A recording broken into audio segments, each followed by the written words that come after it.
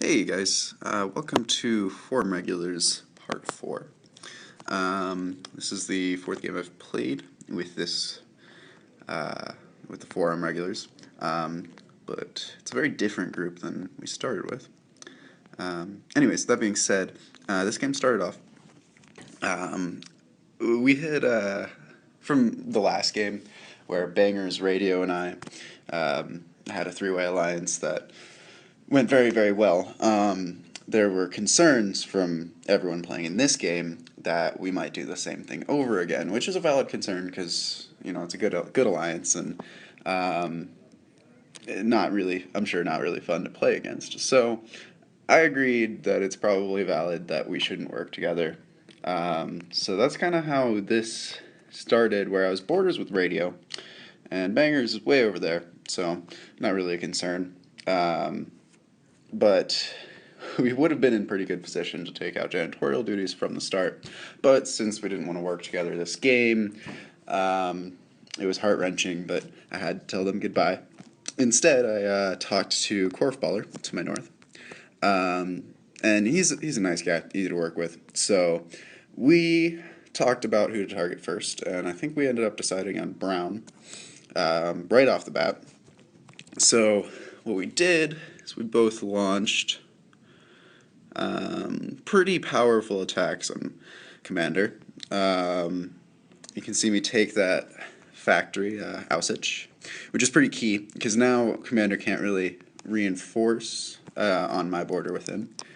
And then I just moved north. At some point, Commander starts to collapse, and Navarro, however you pronounce it, he starts to attack Commander. I suspect that this was something arranged between them. Yeah, see, they dropped the shields. And what this does is not only does it mean that Navarro is getting some profit for doing very little work, actually no work except for diplomacy. It also means that Navarro and Korfballer, just by the way their attacks come together, cut me off from all further profits. So I only actually ended up getting 3 outposts from this attack. And a solid ally, but, 3 outposts isn't great. That being said, though, I was in pretty good position. I had 4-man right here, and my next hire right here was a 4-man. So I got 2 4-men and promoted to an engineer here. And the idea was that Korfballer and I would next attack MathWiz. So before attacking MathWiz, I had taken into account the fact that I have this big trench, not huge, but there's a pretty decent space in between me and MathWiz. So I had been planning pretty carefully, I thought, on how to approach attacking it. My biggest concern was losing my specialists, because I was getting a really good specialist setup going. I did not want to lose this Admiral engineer combo. So what I did is I messaged Korfballer before attacking, excuse me. I messaged him saying, does MathWiz have any martyrs or any assassins? And that I need to worry about. And Korfballer, of course, said, yes, he does have a martyr for hire, because he did. And I was like, okay, where? And he said, Fate. Oopsies. Back up a little bit. And I was like, okay, Fate is far enough away that I can attack and not have to worry about the martyr getting there in time. I'm sure you can see where this is going. I completely forgot to ask if he had any speed specialists. So major oversight on both my part and Korfballer's part. I had about 330 drillers and 4 specialist hires worth of specialists headed towards Roberts, and you can see that martyr gets there just seconds before I do. Or actually an hour behind, but I couldn't get out in time.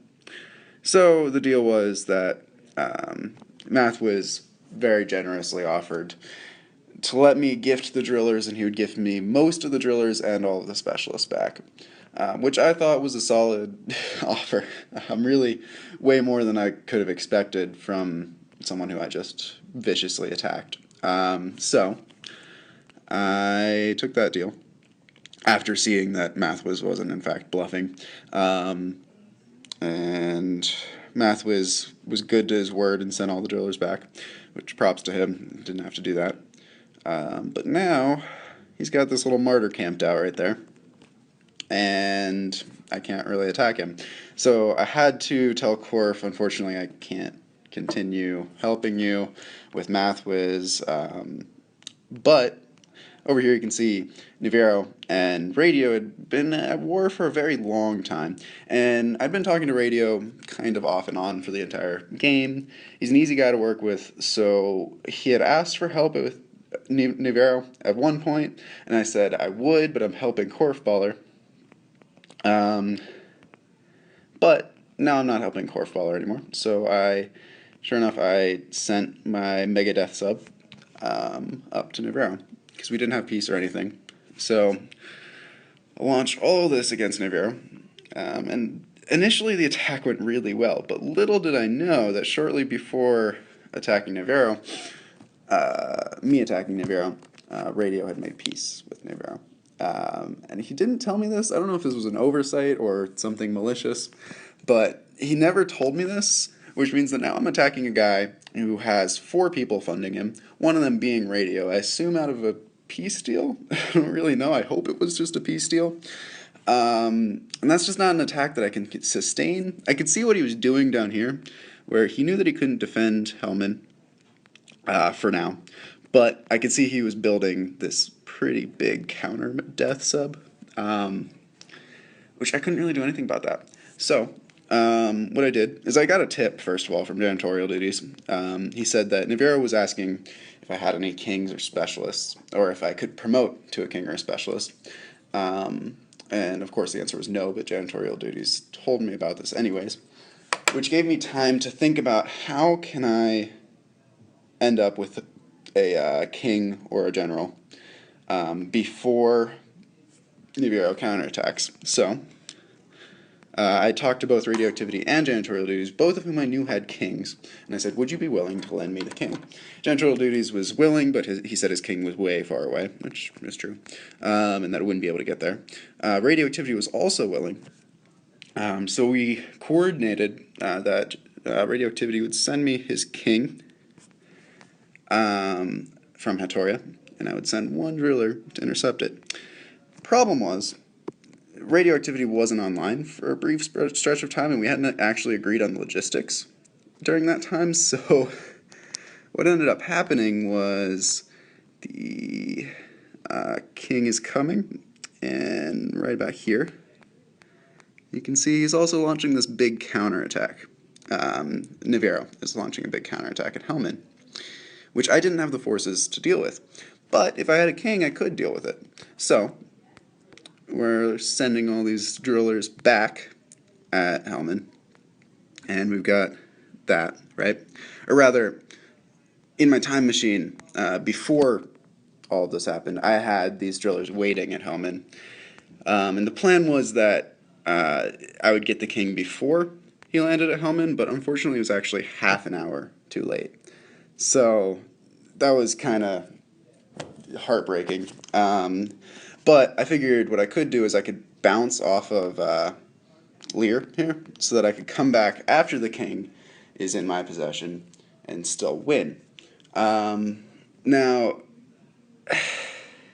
I did the math, or rather, I didn't do the math. I looked at the combat preview, and the combat preview told me I was winning by something like 90 drillers. And I thought to myself, okay, if he's got the thief, right? I knew he had the thief. I said if he attacks me with the thief, he gets that bonus. But that doesn't give him more than 90 drillers, so I figured I would still win.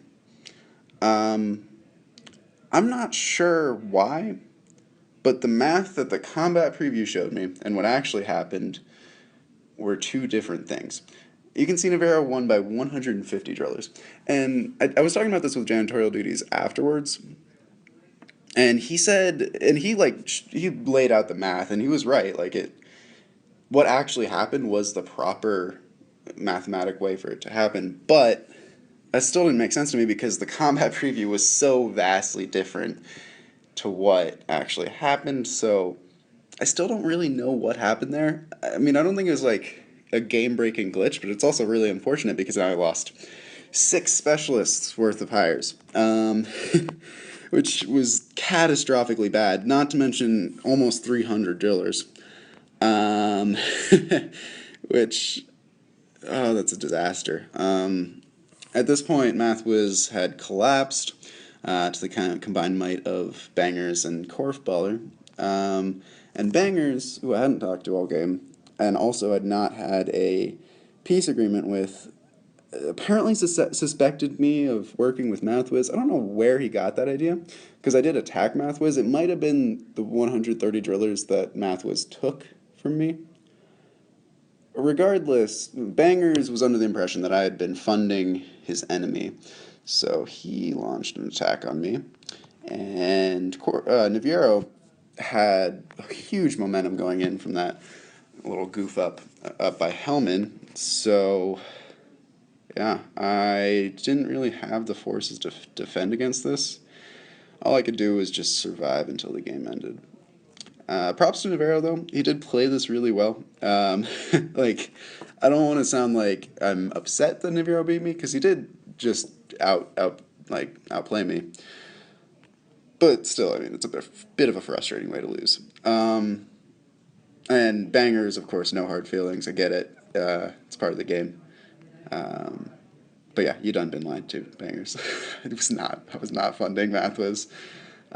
Anyways, all in all, good game. I thought Janitorial Duties was a really good neighbor, especially coming off the last time I played with him, where he tore me to shreds out of the blue.